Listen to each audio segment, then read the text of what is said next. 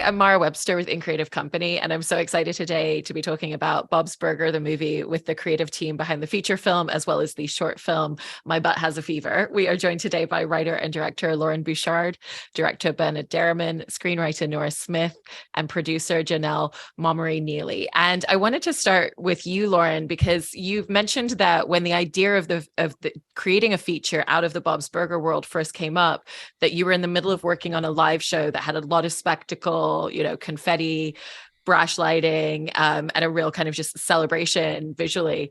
And so how did that inform the way that you started thinking about the initial concept of creating a larger world for Bob's Burgers? Because you've said that the live show that you were working on at the time influenced the way that you started thinking about this. Yeah, we took the live show very seriously. It was a great pleasure and a lot of fun also, but we saw the volume in front of us as the challenge, right? Instead of just making this TV show that, it's essentially, you're staring at a screen when you're making it, you're putting it on a screen and you go and watch it with your family on a screen. When we were doing the live show, we really thought about this row upon row of people who left their house in order to come see us on a Friday or a Saturday night. And so there was this feeling of like, how do we fill the whole room front to back, top to bottom, blast some confetti out into the air above their heads and have a horn section so that pins them into their seats. And it was just fun. For us, none of us are theater people, so it was putting on a different hat and trying on that set of, I guess, skills, we like to think. And the movie felt like, oh, that's an extension of that. Of course, you can't do confetti in a movie theater, but you almost can. If everything goes well, the writing, the music, the picture, everything should feel like it is touching every row in that audience and does tell them why it makes sense that they left their houses to come see the damn thing. That's so great. And for you, Nora, one of the things that's so great about the feature and even the short as well is that both are created in a way that if you've never seen the Bob's Burgers world and you've never seen the show, that you're introduced into this new space and everything still makes sense and you get to know and love and care about these characters. But you've also kind of peppered in references. And I've heard you say that one of the challenges in making the feature film particularly was trying to figure out how to have enough references that pays homage to the show for people who've been fans for so many years, but also to not overly saturate it where someone coming in for the first time would be thrown off or a detail wouldn't necessarily make sense within the grander narrative for them. Mm-hmm. Yeah, I mean, we had earlier drafts that had like 18 cameos and like it was just like a 300-page script where it was just like, hey, I'm Courtney and I'm here too. And like it was great and we love those characters, but it was just like it wasn't good for the plot and it wasn't good for it wasn't kind of fair to people that were just coming into it. So yeah, it was a balance of figuring out how to make everybody happy and also just to make a movie that we would, not knowing anything, we would want to throw on and watch. Like there was the kind of genres we liked and the music and stuff. So it's just sort of striking that balance with everybody in the world. And Bernard, in directing this, you've in essence been tasked with creating a visual language that, takes everything that everybody knows and loves about the format of the show already, and then figuring out how to make that work in a more cinematic feel. And the characters obviously kind of need to be the same, but there's ways that you can enhance some of the exposition. Like I know, for example, Ruben Hickman, who was an art director on the film, really bought in a lot of usage of light and reflection. And you can literally see in individual scenes the way that character shadows are moving based on where the light form's coming in. And so what are some of the ways in which you wanted to take the overall visual aesthetic of the show and find details like that could really enhance the way that you were telling the story? Yeah, in a way, we sort of did a flip of what we do on the show, because on the show we have this sort of one point perspective a lot, which we think works great with comedy, and we shoot flat. But we knew for the feature we had to go big. and go cinematic. And often on the show, we have these little opportunities where you'll have a sequence, a little bit of action or something, and then when we will break away from what we normally do. But on this, it was sort of the other way. We had to like kind of be going mainly cinematic, but it was also important to still have those shots, so that the opening scene where the family are in the restaurant, you know, of course we had Ruben Hickman's like touch on everything, which is just like every shot looks amazing once he throws in these shadows and stuff. But we also wanted to let the audience settle in and go, oh yeah, this is our show. We're not going to sort of take them out and make it feel, you know, totally different. And then we just had the pleasure, particularly later in the movie, with some of the action sequences and just, yeah, having these sort of camera angles you wouldn't normally do in the show and just go big. Yeah, I love that. And, you know, Janelle, there's so many people working on this movie who have been part of Bob's Burgers for years and are so entrenched in knowing every single detail and knowing these characters so intrinsically. But also there's a lot of people that have worked on the TV show that have never made a feature film before. And so what was that journey of really building out a key team of collaborators and people to come on board and make this film, and making sure that you were bringing, in essence, the Bob's Burgers family with you, but also introducing new voices and people that could bring perspectives and ideas to enhance the way that you were telling this as a feature? It was a lot of fun trying to figure out how we were going to make it, because it does start with these three, and they are the drivers of the series as well. So as we were producing the film and the series, we wanted to be sure that everybody who worked hard on the series felt the movie as a reward, just like we did. It's after all these years on the series, this movie is like our opportunity, because none of us have made a film.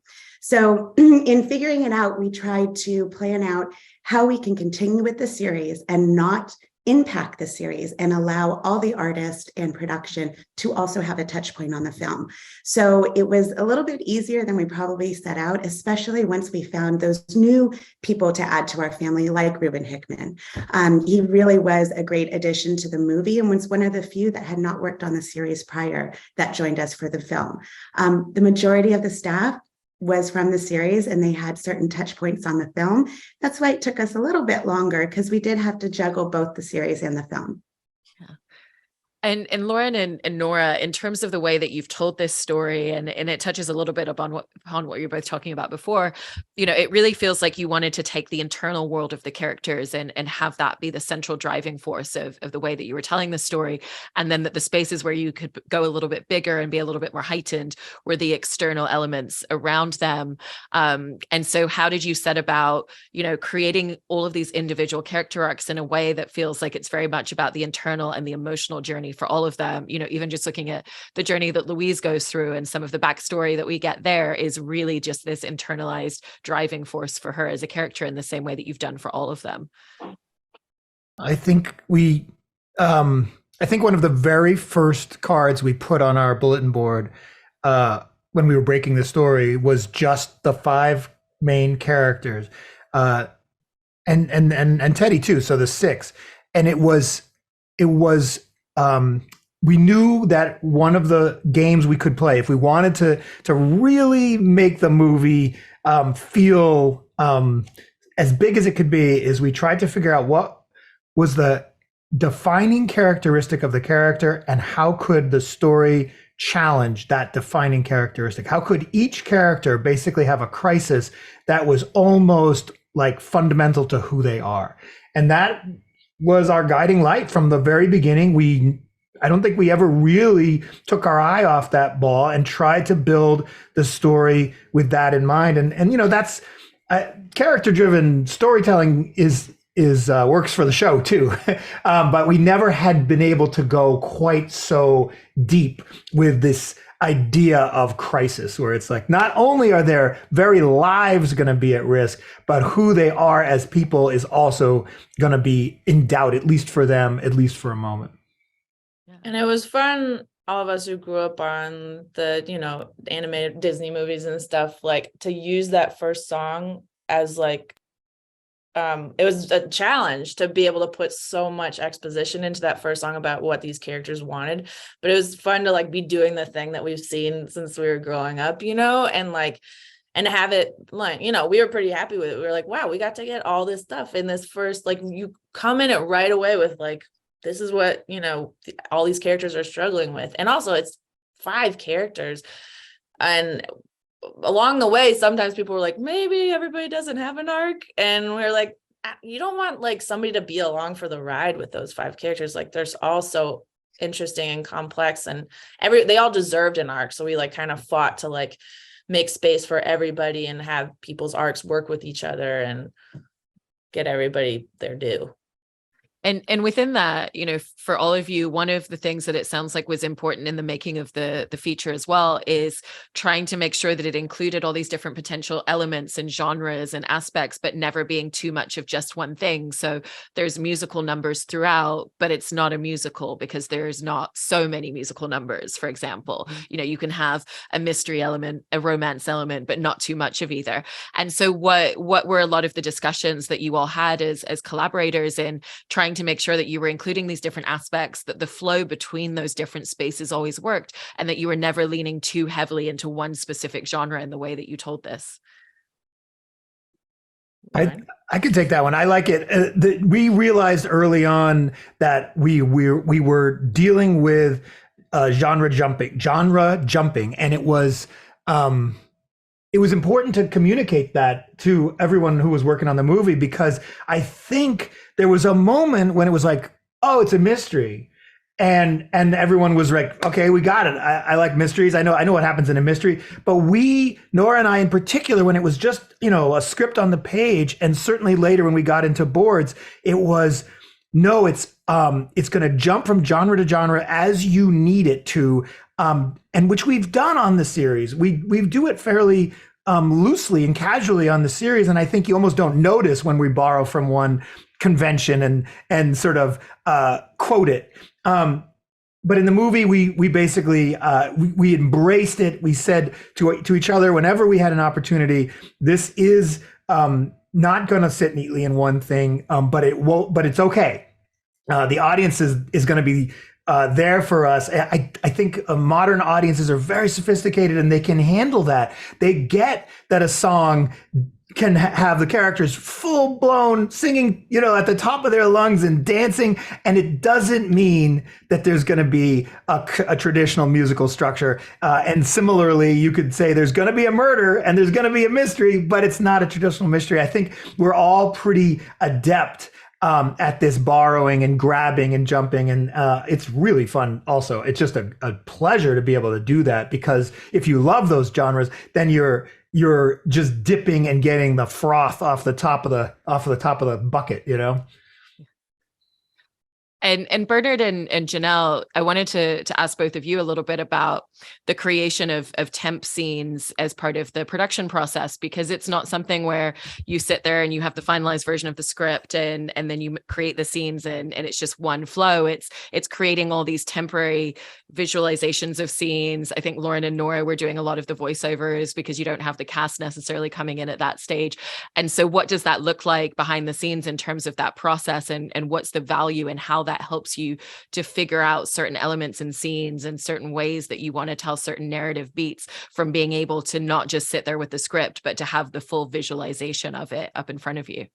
I think, it was a very fluid process, particularly at the start, because I mean, Loren and Nora was sort of feeling their way, and we had some big parts of the story we knew was happening, but other parts were they were finding. So we were constantly boarding sequences, and but the beauty of it, you know, there's a lot of pressure on you on the show when you're working on the series, because you know you don't have that luxury to sort of explore stuff. It's like go, you've got to get this out the door in 2 months or whatever it is.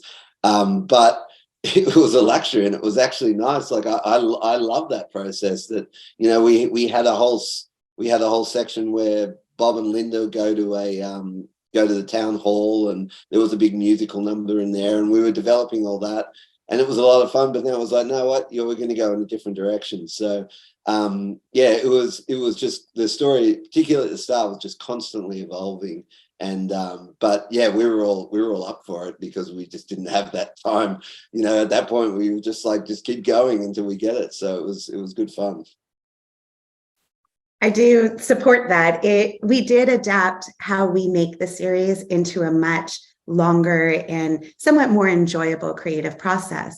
But really with the series, we're very collaborative. We do revise things at least 7 times from when we get a script to when we deliver the episode. There's rewrites, there's reanimating, there's reboarding. And that's kind of what makes Bob's that much more special, is at every milestone, we're trying to refine it and make it that much better. And I think that's where the movie opportunity and even the schedule allowed us to do that with a lot more enjoyment. So the script was not done being written until about 3 months before we delivered the movie, because it was always about refining the audio, a line, something could be funnier, something can land better. And that's what the team does kind of organically. And then taking it to the movie was just that much more enjoyable because we had the time to give to it. Yeah. And Nora, speaking of continuing to refine and redraft the script, even as you were getting close into production, this is a project that's been gestating for a number of years and has been through a number of different drafts. And you said that you always knew where it was going to start and where it was going to end, but it was the middle that would keep adjusting and evolving and changing. And so especially when you'd been kind of spending that much time with the material, what do you feel was the benefit of actually having had more time, having had more drafts and more time to finesse it, in terms of what that ended up giving the richness and the texture of the final version of the film? I feel like just like Bernard said, it was great to be able to sit with it, because we don't get to sit with anything and be like, is this like exactly what we want? Is this like delivering everything exactly how we want it to? And so it was just like and I love to just throw everything away and start over. So like that was especially fun. But also, like, I feel like there were drafts where, like, I think very, like, dialogue. That's just how I think, like, jokes and dialogue, or, like, hopefully jokes. And, like, Bernard was great at just pushing us to, like, this is going to be on a giant screen. Like, what is the visual gag here? Like, how can you think visually? Like, it's not just about people yakking at each other. Like, what is an amazing, like, set piece that you can do here? So, like, having more time for that was just, like, I think just rewiring our brains to, like, think more like movie set pieces, which I don't think we would have been able to do without this much time. I love that, and obviously talking about making a larger scope for a feature film, and in a juxtaposition for the short, My Butt Has a Feature, you've got the opposite thing of how do we tell a really big story in a really small, finite amount of time and create an entire arc with these characters and bring people straight in at the center of everything. And so what were kind of the opposite challenges that came from, again, taking the same characters and world and telling a story in a very different way and a much more finite amount of time with the short? The short was a dress rehearsal for the movie. It worked out really well in that regard. It was this, in a lot of ways, it was us proving to ourselves that we could make something that looked good enough to put on the big screen. And in a lot of ways, it was this also proving to ourselves that we could do that spectacle thing. And so it was, even though it was intended for theaters, and then theaters didn't exist for a while, and so as a result, it didn't ever have its day in the sun. It didn't get to be in theaters all across the nation in front of whatever movie it was going to be in front of. I mean, it did get to screen, and I'm really thankful for that. There are people who saw it in movie theaters, but its intended purpose, which was to introduce the theater-going audience to the Bob's Burgers universe, it didn't accomplish that, but it really accomplished its secret purpose, which was for us to get our confidence up. And it worked wonderfully in that regard. Some of the very first images that we saw that we knew were going to be part of our feature pipeline were from that short, and they were exactly what you would want. There was that, very first shot of the school, and Ruben came in on it felt like his first day, and showed us what shadows and depth and a little more texture would look like on that background that we'd seen so many times. Again,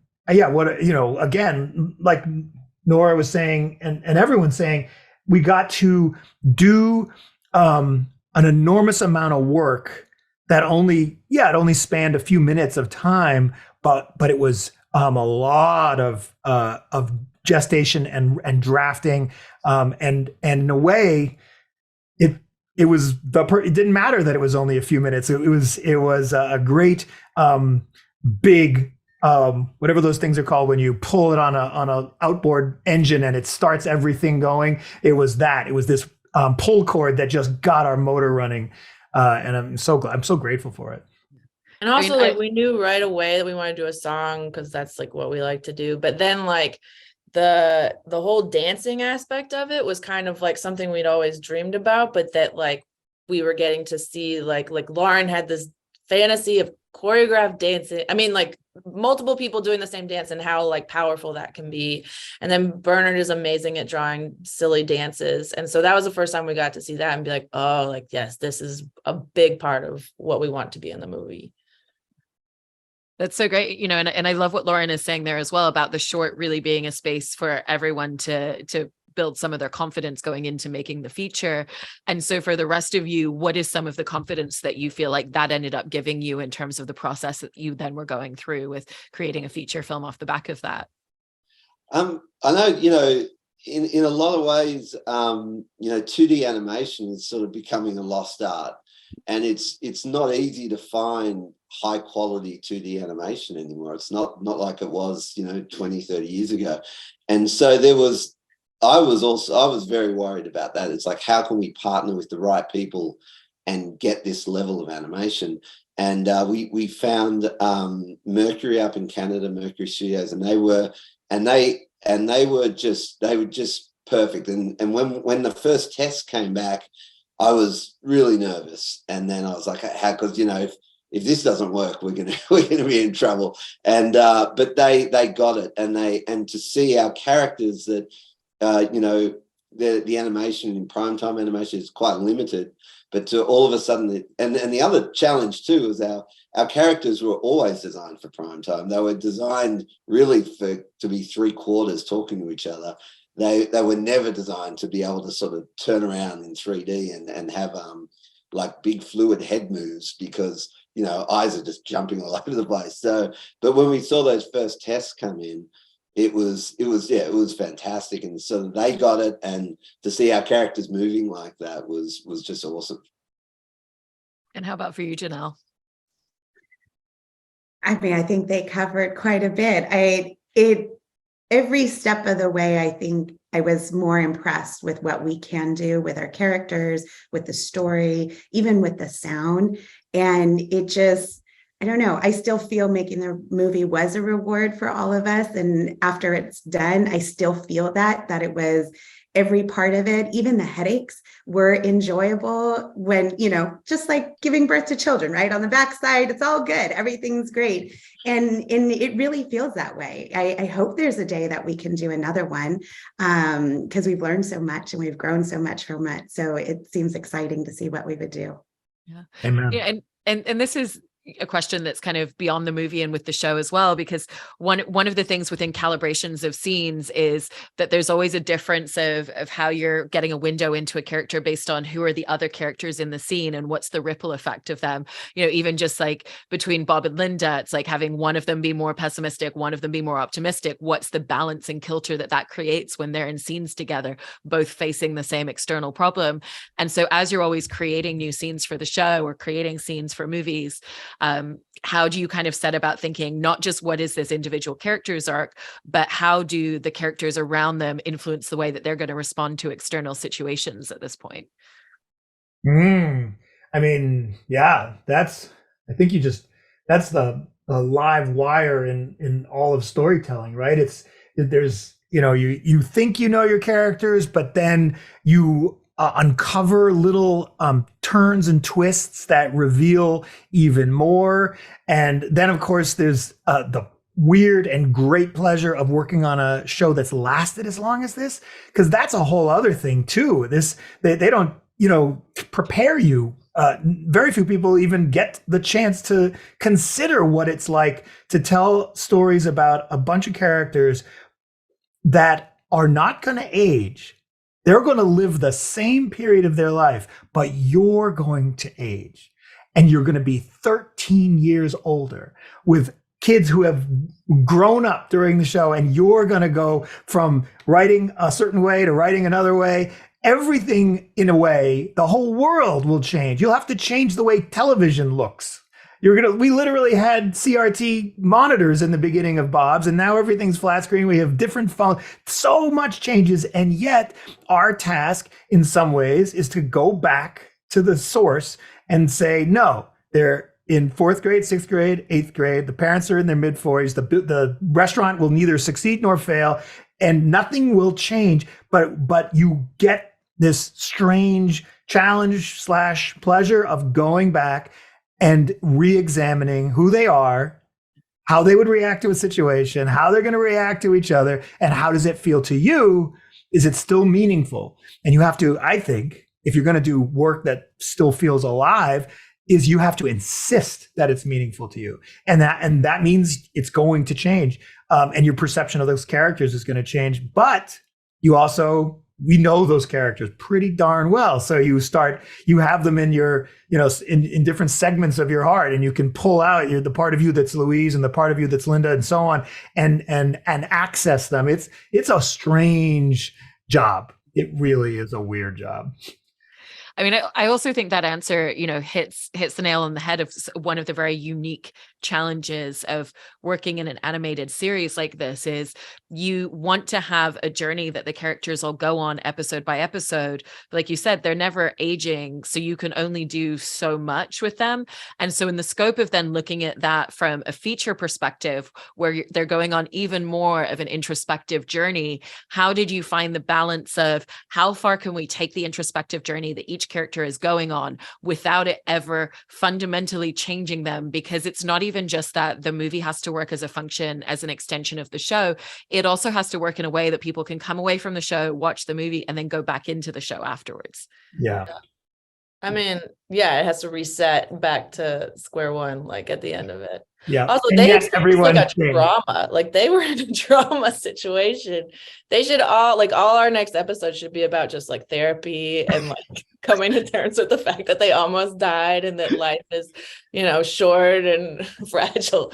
But yeah, we just gotta start over at the beginning. But also, I guess, to me, I never get too worried about it because it feels like it is sort of how life works a little bit, where you're supposed to learn the thing and move on, but you have to learn it in different ways, and you keep realizing you're not, you could live better as a human being and stuff. So the resetting thing to me doesn't feel too distant from how things really are. But yeah, it's like they have to go through a whole journey and find themselves and get back to themselves without it feeling like, as we call it, chump bait, like they're going to get back to them, they're going to reset. So it's like it just has to feel as like we just have to take from our own organic experiences and be like, this is the journey I went on. So hopefully people will relate that like you get back to yourself at the end of that. And Louise's hat was the one we gave ourselves that we knew. Right. We knew that there was going to be a change, that this little girl she, we've established on the series that she does not want anyone to mess with that hat. She does not want to be seen without that hat. She is very, very, very wrapped up in that, wearing that hat. And yet we knew that this story had to take her to a place where that thing will fall off her head and she will not care. And we knew we weren't going to show it because we wanted to stay within this, this fence that we gave ourselves, but we wanted her to say, it's no big deal, and be casual. And so it was this huge change in a way, but of course, the pleasure of the movie, I think, at least to toot our own horn for a moment, is that they had this huge drama, life and death, murder and mayhem. And then in the end, it all comes down to some extent, to this 9-year-old girl and whether or not she's okay when her hat falls off her head. And that was fun to be able to go down to this smallest thing. And she's not going to stop wearing it, but presumably we wouldn't do Earsy Rider again, the episode where she, freaks out. She has changed in that regard. I love all those details, and it's such a fantastic movie and was such an enjoyable watch. And I so appreciate all of you sharing all of these incredible details that went into every single decision in creating and making this feature film. So congratulations and thank you so much for your time today. Thank you. Yeah. Well,